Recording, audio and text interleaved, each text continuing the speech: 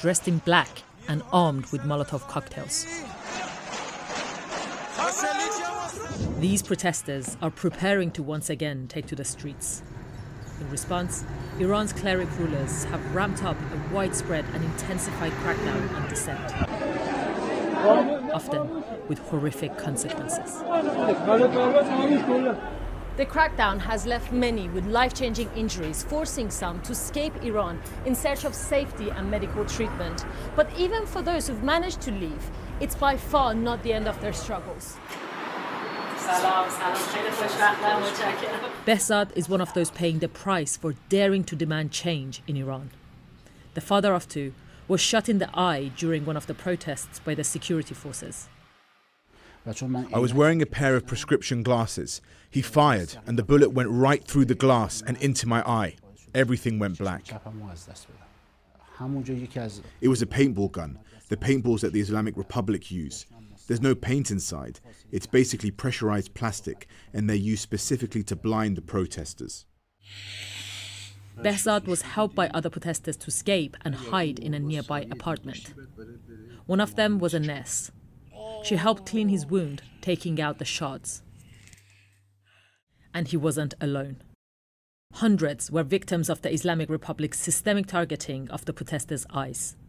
There's a hospital called Fabi, which is known as the slaughterhouse. It was notorious because almost everyone who went there, more than 90%, ended up having their eyes taken out, even if it wasn't necessary. Doctors were ordered to turn in protesters to the authorities. So after Behzad's eye was removed in the hospital, he was arrested. It was after I was released that I decided I must leave the country immediately, both to get medical treatment on my eye, but most importantly because of my security. Do you ever regret taking part in the protests? No, not at all, because I fought for a free and prosperous Iran. Once Iran is free, all this pain and suffering will finally be forgotten. Last September saw the beginning of a months-long anti-regime uprising across Iran, the biggest the country has seen in decades. The government's response was brutal. More than 500 were killed, around 70 of them children. Thousands were imprisoned and 7 were executed. After the anniversary of Mahsa Amini's killing, a string of other anniversaries will follow, each marking the brutal crackdown by the Iranian regime. And each one of those dates will renew the anger, grief and trauma, carrying the potential for further unrest.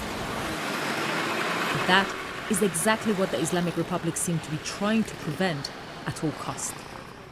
Families of victims, lawyers and activists are amongst those aggressively targeted. Shilan Mirzai is an exiled Iranian activist in hiding. Her days are spent supporting victims of the brutal crackdown. The closer we get to Mahsa Amini's anniversary, the more people get in touch with me, reporting an increasing amount of threats and pressure from the authorities. What do you think the Iranian authorities are trying to achieve by doing that? The Islamic Republic is anxious, fearing the possibility of protests and a huge presence of people on the streets. She's in touch with dozens of people in Iran on a daily basis who've been reporting an increase of pressure and harassment. Something that Shilan herself is grappling with. Hello.